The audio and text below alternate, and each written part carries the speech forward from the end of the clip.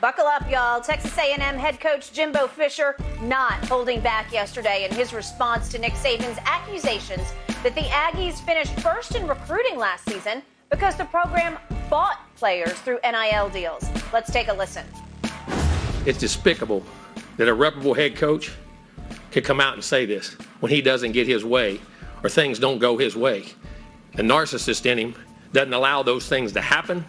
And it's ridiculous, but when he's not on top, and the parity in college football he's been talking about, go talk to coaches who coach for him. You'll find out all the parity. Some people think they're God.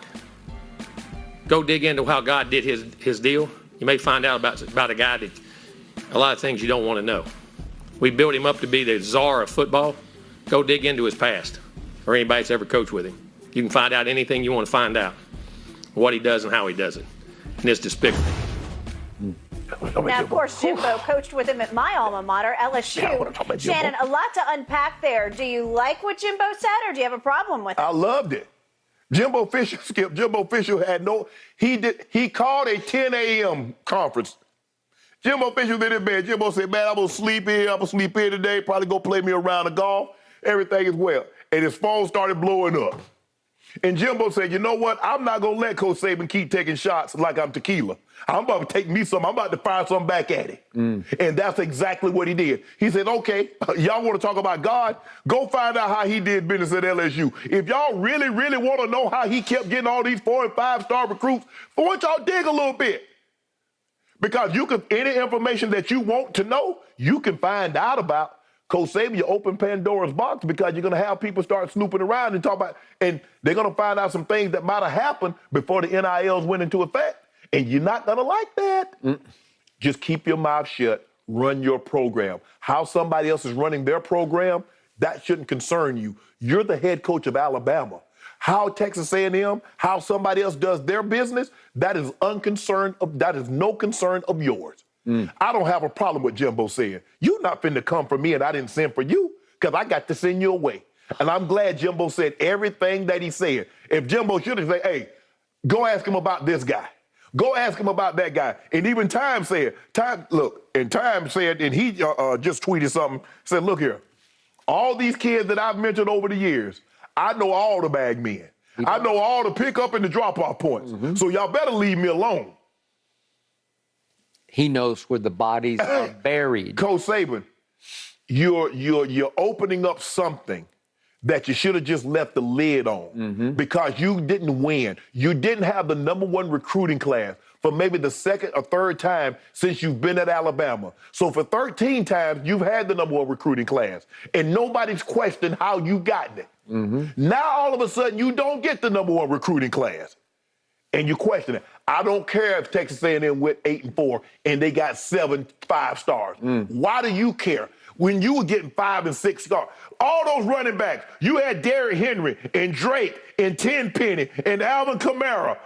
Ain't nobody said a word. And you getting Julio and Amari and Judy and Waddle and this one, and ain't nobody said a word. Nope. And all those D linemen that you keep coming out of there, Payne and Quincy Williams, nobody said a thing. Now all of a sudden you don't get one recruiting class, and some of the guys that you wanted, you try to blow everybody cover, but you can't because they're doing it in plain sight. NIL's illegal. Man, Coach Saban is wrong, dead. And don't forget what happened on October 9th in College Station, Texas. Jimbo's team beat St. Nick's team. Finally, for the first time, one of his lieutenants beat him. Kirby Smart did it again in the national championship game. But Skip, that's his lieutenant. And you going to really try to blow up your lieutenant spot because you got upset because he finally beat you in a recruiting battle? So you really try to blow up everything, have everybody looking into everybody's path. Everybody's going to have to put asterisk around everybody's stuff. Yep. Just because you lost one time, Skip. Really, Coach Saban? It's what happens when you've been treated like God for so long. And I appreciate your objectivity because you have loved you some Bama and some Coach Saban for a long time since we've been doing this show together. Yes. You're Roll Tide, right? Absolutely. Okay.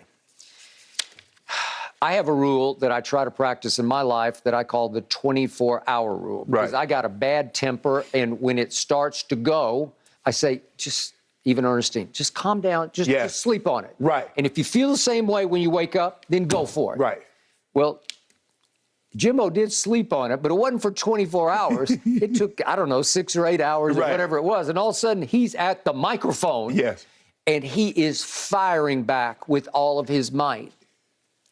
And in one fell swoop, he shattered the stained glass of the sanctuary in which St. Nick has lived for years and years in Tuscaloosa or back to his days in Baton Rouge, okay? And the gloves came so far off that he went personal. He didn't go specific personal. He didn't say, check that and check that. Right, exactly. But he said, just in general, oh, I'm sorry, my mic just fell off, so I'm going to hold it here for a second. Hold on, let me get it out. There it is. Okay. So he didn't get specific, but I'm going to reiterate the quotes that Jen read. Some people think they're God. Go dig into how God did his deal. And what he means is how he operated, how he did business back to his days at LSU. And he says a lot of things you don't want to know. Oh, well, we do. We do now. We did what we do now. Yeah. And he caps it off by saying all of his behavior before this moment, St. Nick was despicable. That's about as powerful a word as you can reach for. It's despicable because he's saying that hypocrite is accusing us when we did it right by the books. Yeah. We did what the rules say you can do. Thank you. Yes, we NIL'd and we won it all. We got the #1 recruiting class, but he said we never bought anybody because that was Coach Saban's remark. They bought everybody. Bought? Well, that's the operative word from the old school past of everybody's buying everybody with cars and houses and all the things that you've talked about. Correct. All right? In the end, he took the saint off Nick. He did. Because I don't think anybody will ever use that nickname again after this salvo from Jimbo because Jimbo won a national championship at Florida State. He's a made man. He's highly respected. And for the most part, Skip, the only coach that's really ever taken a shot at him is Lane Kiffin. I was going to say. All the other coaches, from the Kirby Smarts to all these other guys, have paid homage. Look, I got this opportunity because of Coach Saban. Lane Kiffin, obviously, he's one of the few coaches that it didn't end amicably. But for him... By the way, Lane tweeted the other day, did that just happen? Yeah, it did. All of a sudden, college football, I think for the first time ever, got real. Yes. Like that got as real as it's ever gotten. If I were to say, who do you think the coach would take a shot at, would do this? Jimbo wouldn't be the guy. I would say it'd been Lane Kiffin. Yeah. But Lane's not a made man. He's got nothing to show for what he's been able to do as a head coach, obviously, because there's been some flameouts. And I love Lane. Yes. And I still think he has brilliance offensively. He absolutely does. And I think Coach Saban benefited from Lane's brilliance as a coordinator. He did. Okay. But in the end, Lane does it for shock value at Ole Miss to attract attention to his program because when he meets Coach Saban head-to-head on the football field, they get bum rushed. But see, the thing is now, Skip, but that Texas A&M, like you said, they got that oil money down there. They got money long like train smoke.